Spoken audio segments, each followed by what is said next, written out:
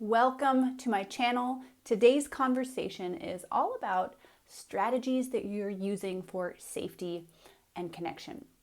And the reason this is important is because these strategies are disguising themselves in all kinds of behaviors that revolve around finding attention from out there to prove your worthiness, to feel validated, to feel good about yourself.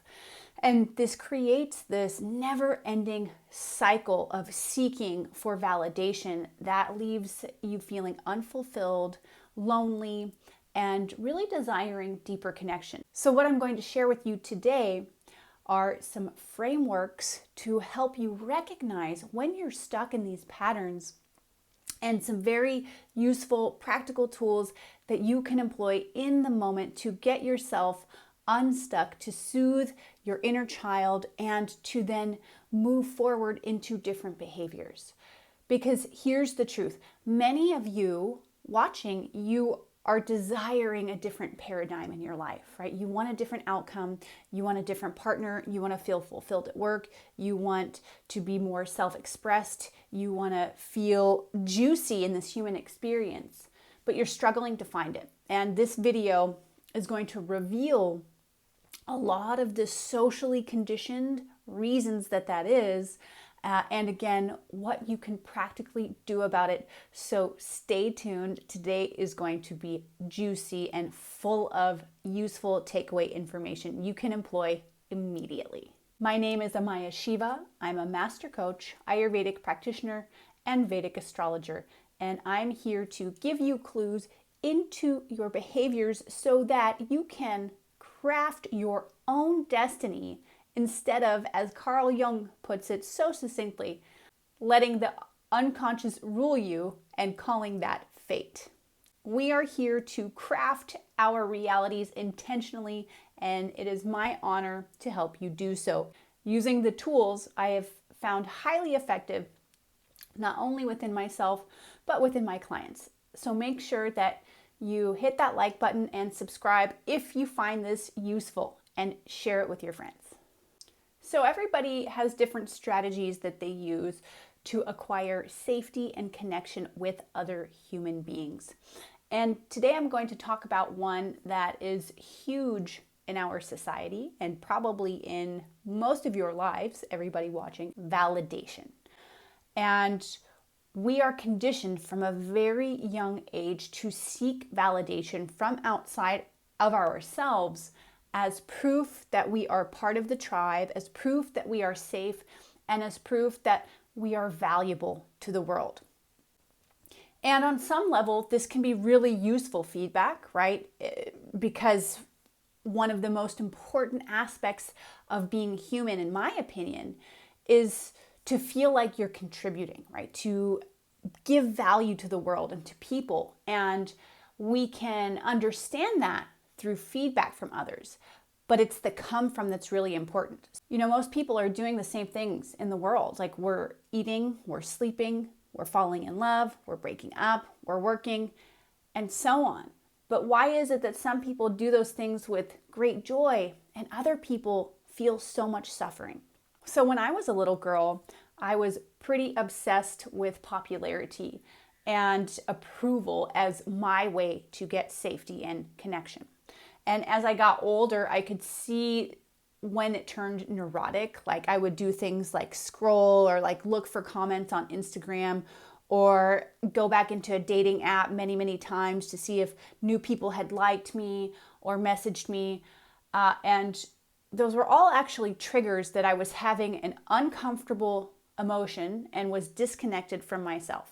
And I'm not that unique. I am very special, but most of my patterns and behaviors are seen in millions of other people around the world. So I started to notice these triggers. This meant I wasn't feeling secure and safe in myself. So if I was rejected by somebody or something, I would then turn to these other methods of seeking approval, seeking validation. So how do we get out of the outside in game where we're sourcing approval and validation from somewhere out there and turn it back into, I am perfect, whole, complete, not finished yet, and I have all that I need within me?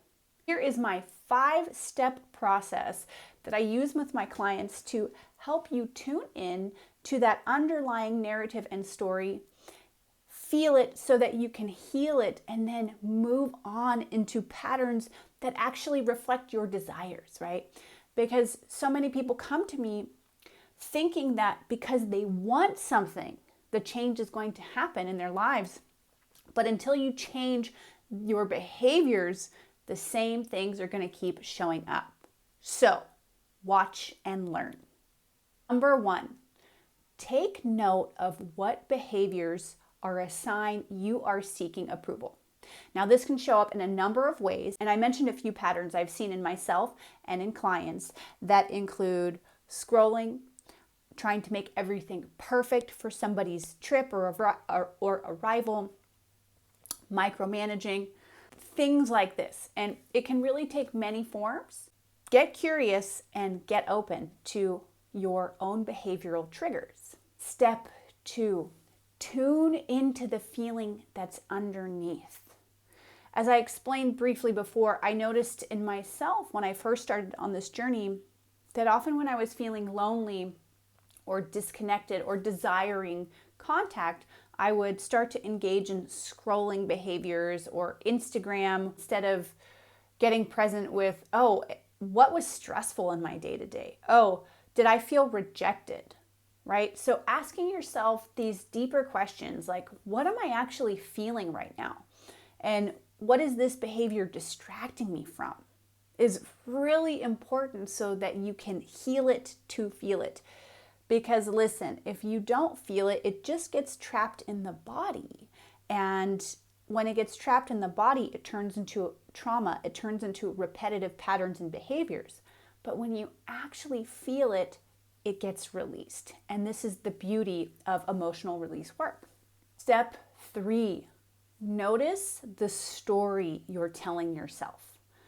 So one great example, I have a client, she's amazing, successful woman, and when her mom would come visit, she would go into a lot of stress about her mom's arrival. The story that she was actually running in the background unconsciously until we uncovered it was that if she wasn't perfect, she would get rejected by her mom. So that's a lot of pressure to put on yourself, right? And of course, all this tension gets created. The preparations don't feel fun anymore, and family visiting feels like hell. So in that situation, what we were able to do is identify that and identify the real need underlying the story, which brings us to step 4, is allowing yourself permission to feel it, right? So often we shame ourselves and judge ourselves for feelings that we have, for needs that we have, and we suppress them. And a much better strategy is to allow yourself to feel it, right? Really allow yourself to sit with that story, soothe that inner child part of you, and then after having fully acknowledged it, you can shift gears. Which brings me to step 5, is this true, right? You should be asking yourself, is this story actually true? Or is this an outdated narrative from my childhood or another relationship where I had to use a different survival strategy and mechanism? Tapping into the truth of the story is also very helpful because it allows you to have compassion, it allows you to have a greater viewpoint and perspective, and it allows you to shift gears and move on so that you can start to enjoy your life instead of being controlled by outdated stories and behaviors. So putting all of this together gives you a very powerful framework to start to release some of these built up patterns and stories that you've been carrying around for way too long, and it's time to be free of. If this was useful for you, make sure to like this video and subscribe to my channel. And if you are seeking support on this journey, you can always find me on Instagram at Amaya Shiva and send me a DM, and I will help you get started on this path. Thank you so much for joining. Let me know what landed in the comments, and I look forward to seeing you all very soon.